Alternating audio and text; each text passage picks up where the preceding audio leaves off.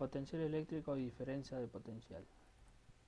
Las definiciones físicas de potencial eléctrico pueden ser complicadas, tanto en su matemática como en su interpretación gráfica, pero aún así se puede entender de manera práctica y sencilla, usando ejemplos básicos.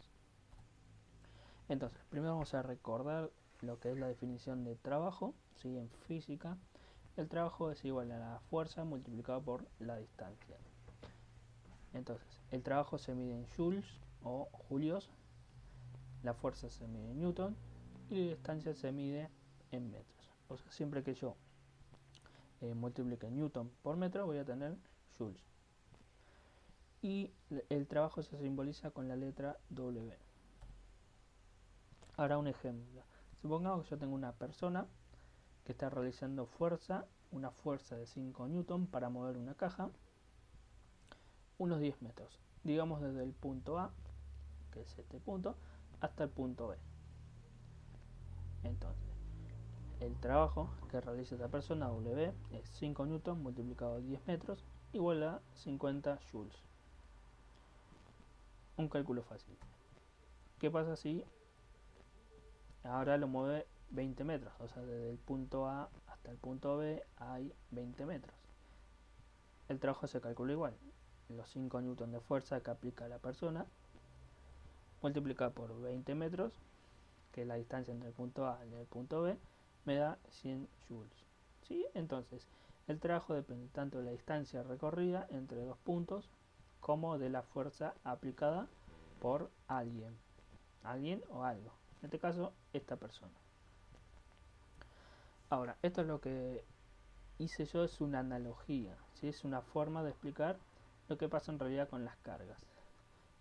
Supongamos que yo tengo un electrón, ¿sí?, que provoca un campo eléctrico E, ¿sí?, y este aplica una fuerza sobre otro electrón llamado Q, ¿sí?, y este campo eléctrico provoca una fuerza F que la podemos denotar o calcular con la ley de Coulomb, ¿sí?, y se va a mover desde el punto A hasta el punto B. O sea, sabemos que los electrones se repelen, ¿sí? Entonces, cuando yo presente estos electrones, se van a repeler y este va a empujar al segundo desde el punto A hasta el punto B, ¿sí? Una distancia que la llamamos L minúscula.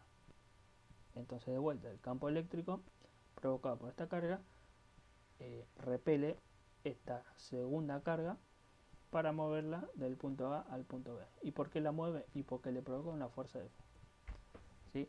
Entonces, esta analogía quiere decir que la fuerza, ¿sí?, está provocada en este caso por el campo eléctrico de esta carga, ¿sí?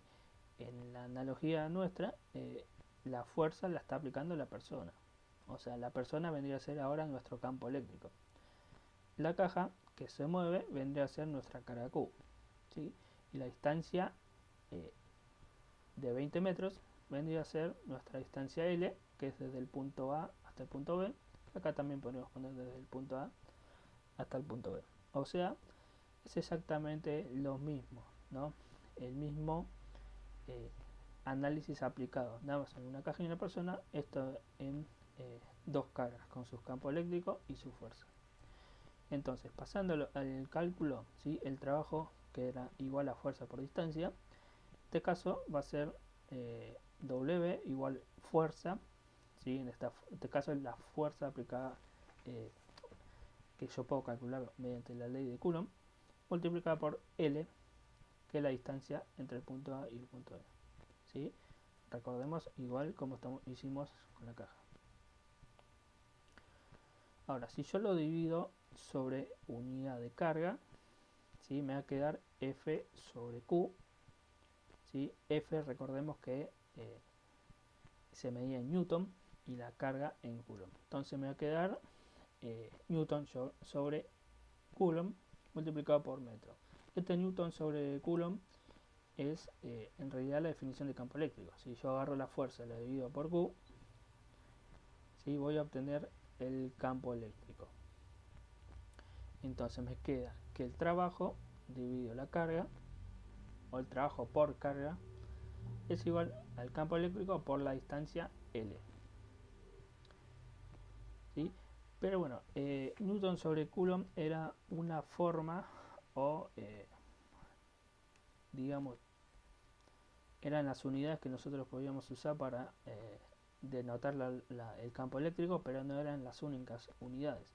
Yo también podía ponerlo como volt sobre metro, ¿sí? O sea, el campo eléctrico es Newton sobre Coulomb o volt sobre metro. Cualquiera de las dos es válida. Pero ¿qué pasa? Newton sobre Coulomb no me estaría sirviendo, pero si yo pongo volt sobre metro, o sea, la otra forma de representar sus unidades, veo que puedo anular metro con metro, ¿sí? Una de las propiedades de la multiplicación con fracciones. Y me queda terminando volt, ¿sí? El volt es la unidad de la diferencia de potencial o del potencial eléctrico. En este caso es una diferencia potencial porque tengo dos puntos. Entonces, el trabajo por unidad de carga es igual a volt. Y entonces la diferencia de potencial entre los puntos A y B es el trabajo que debería realizar el campo eléctrico para mover la carga entre el punto A hasta el punto B, ¿sí? Si vamos a la analogía del hombre y la caja, ¿sí? La diferencia potencial entre los puntos A y B sería el trabajo que debería realizar la persona para mover la caja entre el punto A hasta el punto B, ¿sí? Pero esto es lo mismo, pero interpretado para cargas eléctricas, ¿sí? Y obtenemos nuestra diferencia potencial, ¿sí? El trabajo entre A y B dividido por unidad de carga es igual a diferencia potencial entre A y B, o sea, el voltaje entre A y B. Entonces ya tenemos ahí la definición de voltaje, pero vamos a ver qué significa realmente, ¿sí? La pila tiene un voltaje porque tiene un potencial de transportar carga, o sea, electricidad, entre sus dos bornes, o sea, entre el punto A y el punto B. O sea, una pila puede ejercer una fuerza para transportar las cargas y crear una corriente eléctrica. O sea, tiene la capacidad de hacerlo. Siempre y cuando armemos un circuito como este. Es decir, que la pila produce un campo eléctrico que produce ese potencial. Entonces, ¿qué quiere decir que una pila tenga, por ejemplo, más voltaje? Si tiene más voltaje, quiere decir que a esa carga o a esas cargas le puede aplicar mayor fuerza. O sea, las va a empujar con mayor fuerza desde un borne hacia el otro borne, ¿no? Formando el circuito. Entonces, la cantidad de carga que pase por acá no depende del voltaje, sino de también de la resistencia, o sea, eso ya estaremos hablando de la ley de Ohm. Pero sí, el voltaje, repito, mientras más voltaje, más fuerza se van a empujar esas cargas y por lo tanto puede producir más corriente, más circulación de cargas.